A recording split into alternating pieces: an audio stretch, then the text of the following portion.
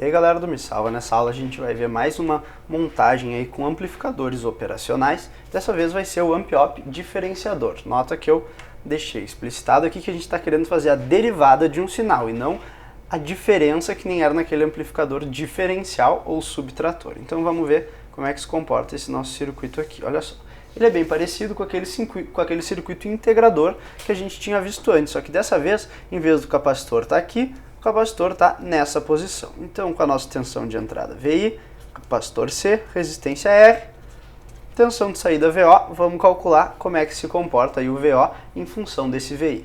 Do mesmo jeito que a gente fez antes, ó, o V mais está aterrado, então o V menos também está aterrado, portanto a tensão nesse ponto aqui é zero. Se a tensão nesse ponto é zero, a gente sabe que essa corrente aqui, IC, é igual a C dVi dt. Lembrando lá que isso aí vem de Q igual a CV, derivando essa expressão, e igual a CV' ou dV dt. Então, voltando aqui, a gente sabe o IC, e a gente sabe que se essa corrente aqui de entrada do amplificador é nula, então esse IC tem que passar aqui pelo nosso R, gerando uma queda de tensão com essa polaridade.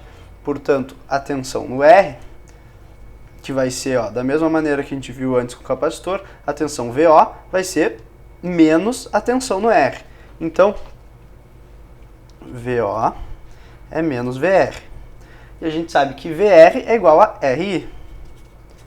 E esse I é o mesmo IC ali, que a gente já determinou como sendo C dV dt. Portanto, botou menos aqui, isso aqui vai ser menos RC vezes o dVi dt. Então, reescrevendo essa expressão aqui, só para deixar ela direitinho, então, o VO de t é igual a menos RC vezes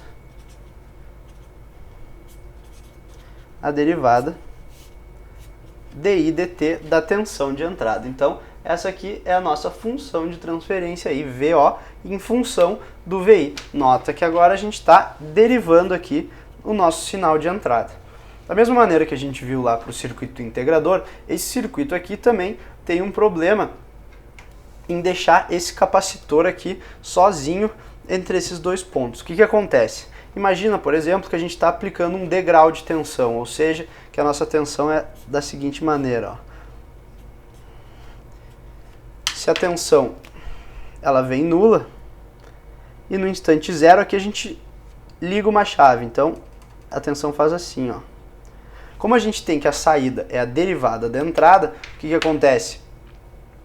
Nesse ponto aqui, no instante t igual a zero, a derivada de uma reta vertical aqui tende ao infinito. Portanto, a gente teria que a corrente que passa pelo capacitor tende ao infinito, e isso não é muito bom para a gente, porque uma corrente muito elevada aí vai prejudicar o nosso circuito. Portanto, para deixar esse circuito mais operável, digamos assim, então a gente tem que botar aqui, ó, em série com esse C aqui, um resistor. Portanto, esse resistor aqui vai limitar essa corrente aí quando a gente tiver variações muito bruscas de tensão, ou então quando a frequência for muito alta. Se a gente tem uma frequência muito alta, esse capacitor aqui vai se comportar cada vez mais como um curto-circuito, e a gente vai ter, então, correntes muito altas, que não é o nosso objetivo. Então, esse resistor aqui, R1, ele vai fazer a limitação dessa corrente em frequências altas. Como a gente está trabalhando aí com modelos simplificados, a gente vai sempre supor que a nossa frequência aqui é baixa o suficiente para que a gente possa trabalhar com esse circuito sem a presença do resistor. Então vamos ver como é que ficaria um gráfico aí dessa tensão VI por VO aí nesse nosso amp-op diferenciador. Então se a gente tem como sinal de entrada uma senoide com uma frequência relativamente baixa, a gente sabe que a saída VO ela é menos RC vezes dVi dt. Então, se isso aqui é uma senoide com uma amplitude A, por exemplo, a gente vai ter que a derivada dessa senoide vai ser menos, vai sair o ômega para fora do seno lá, se tu escrever essa derivada toda, mas no final vai ficar uma constante aqui, que eu vou chamar de C, vezes um cosseno. derivada do seno é o cosseno. Como a gente tem esse menos aqui na frente, então geralmente o cosseno começa em 1 aqui, ou num valor aqui C, na verdade ele vai começar agora em menos C. Então a saída desse sistema vai ser da seguinte maneira, a gente vai ter um cosseno aqui, com amplitude que depende aí dos valores de R, C e da frequência. Então a gente viu aí um circuito diferenciador, a gente aplicou um seno, saiu um cosseno na saída, e essa aí é uma das aplicações então do nosso circuito diferenciador.